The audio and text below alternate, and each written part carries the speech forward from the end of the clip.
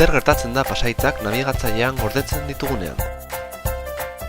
Seguruenez ez duzu inoiz pentsatu, edo zerbitzari handi eta seguru batean daudela uste duzu, dena delako hodei horretan. Egia esan, Pasahitzak zure nabigatzailean bertan gordetzen dira, eta uste baino errazagoa da edozeinek hauek aurkitzea. Begira!